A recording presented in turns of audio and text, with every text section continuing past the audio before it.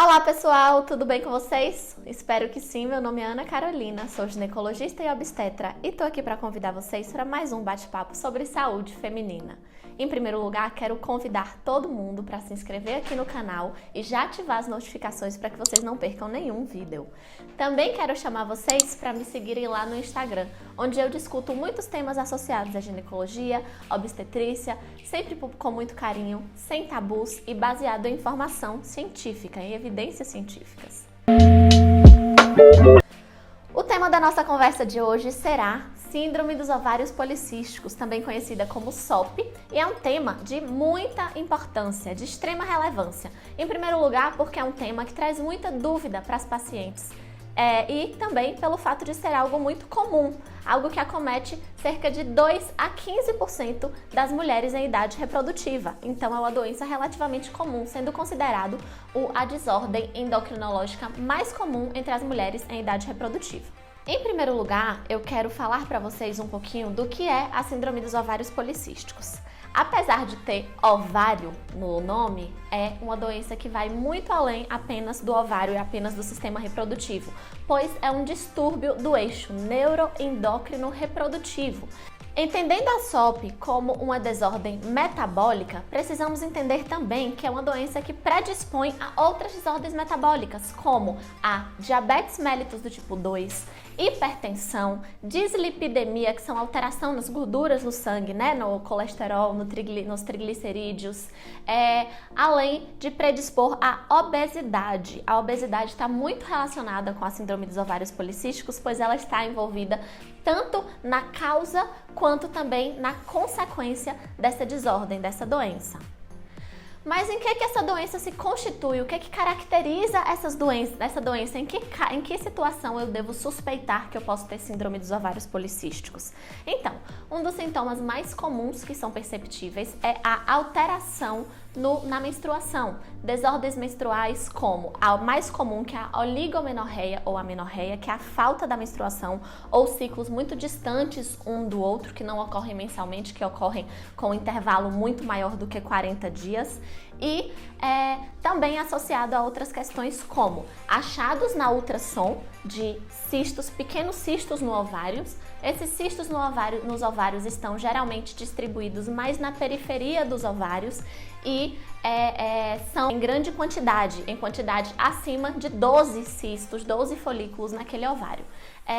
Já os sintomas clínicos, além da questão da amenorreia ou da oligomenorreia, como eu já falei, a gente encontra também sinais de hiperandrogenismo, que são excesso de hormônios masculinos, hormônios tipicamente masculinos, como a testosterona, levando a quadros de acne, oleosidade da pele, excessos de pelo, não só em quantidade, mas principalmente na sua distribuição, o que a gente chama de hirsutismo, pelos em distribuição tipicamente masculina, como nessa região aqui, na região do buço, nessa região aqui na linha abdominal, na região das costas.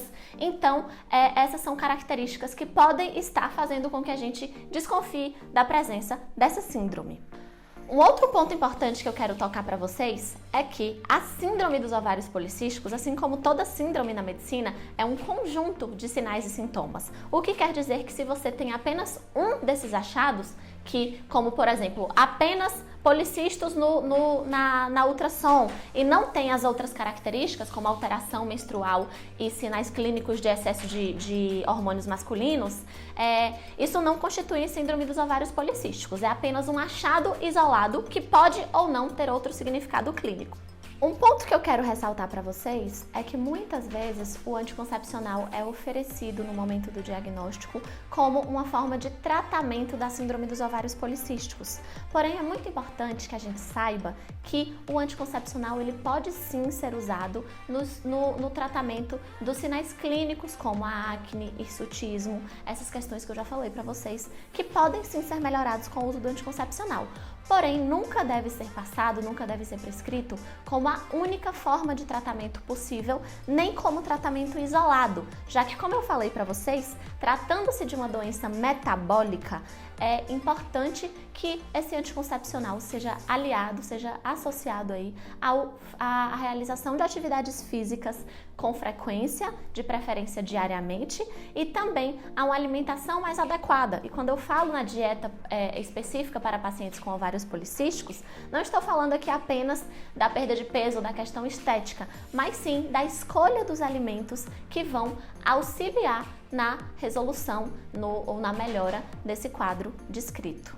Já que falamos dos anticoncepcionais, é muito importante saber que, muitas vezes, alguns anticoncepcionais, a depender da escolha, do tipo de hormônio e da quantidade de hormônio utilizada, podem inclusive ter pioras nos quadros metabólicos. Então, aumentando o risco cardiovascular, aumentando a chance de dislipidemia, de alterações nesses níveis do colesterol e do triglicérides. Então, portanto, ele deve ser escolhido de uma forma muito individualizada para o caso de cada paciente e planejar por quanto tempo que vai ser utilizado, qual é o objetivo daquele uso daquele medicamento, de forma completamente voltada para o caso específico daquela mulher. Pontuando uma coisa muito importante para vocês, é importante saber que o diagnóstico da síndrome dos ovários policísticos não pode ser dado em uso de anticoncepcional, por todos esses motivos que eu já falei para vocês, porque o anticoncepcional vai mudar todos esses critérios que a gente usa para diagnóstico, e não necessariamente porque a pessoa não tem a síndrome dos ovários policísticos, mas porque a gente não consegue avaliar os sinais e sintomas clínicos, as alterações laboratoriais e os achados de ultrassom das pacientes que estão em uso de anticoncepcional. Outra coisa importante também relacionada ao diagnóstico e que deve ter um cuidado especial é na avaliação de pacientes adolescentes, de pacientes que tiveram a primeira menstruação há menos tempo, geralmente aí de 5 a 8 anos após a primeira menstruação, é que a gente pode estar pensando no diagnóstico de síndrome dos ovários policísticos. Já que, se a gente pensar bem, né, todas essas características que eu falei de acne, de irregularidade menstrual, elas são características muito típicas do período da adolescência, desse período de amadurecimento do eixo reprodutivo, do sistema neuroendócrino reprodutivo dessa paciente, dessa mulher. Então, também devemos ser muito cautelosos com aquele diagnóstico, com aquelas alterações menstruais ou com esses sintomas quando eles são encontrados em pacientes adolescentes. Não dizendo que aquela paciente não tem ovário policístico, não tem síndrome dos ovários policísticos, mas sim cuidando para chamar a atenção dela de que esse diagnóstico precisa ser reavaliado em um momento que esse eixo neuroendócrino já esteja mais maduro, que, como eu falei, geralmente é entre 5 a 8 anos. Vale destacar as questões reprodutivas associadas à síndrome dos ovários policísticos, já que muita gente, quando recebe esse diagnóstico, fica bastante preocupado. Será que eu vou conseguir engravidar quando eu desejar? Será que isso vai comprometer meu futuro reprodutivo? Então, a resposta é sim, existe uma maior taxa de infertilidade, de dificuldade para conseguir engravidar nas mulheres com síndrome dos ovários policísticos por conta dessas alterações menstruais. Essas alterações menstruais, elas significam que a ovulação não está ocorrendo da forma adequada, porém, de forma alguma, significam que aquela mulher está determinada a ser infértil ou a não conseguir engravidar, já que o tratamento, principalmente baseado em mudança dos hábitos de vida, em atividade física e dieta adequada, consegue resolver em grande parte dos casos a qualidade dessa ovulação, a periodicidade dessa ovulação, regulando os ciclos. Cada caso deve ser tratado respeitando a individualidade e as particularidades de cada paciente e, inclusive, os seus desejos. Se o seu desejo no momento é contracepção, se o seu desejo no momento é uma tentativa de engravidar, tudo isso deve ser avaliado no momento da prescrição do tratamento para a síndrome dos ovários policísticos. Espero ter tirado todas as dúvidas de vocês, porém, se ficou ainda alguma pergunta, algum questionamento, estou disponível para tirar aqui nos comentários ou me segue lá no Instagram e manda sua pergunta por lá. Até a próxima e nos vemos no próximo vídeo aqui do canal.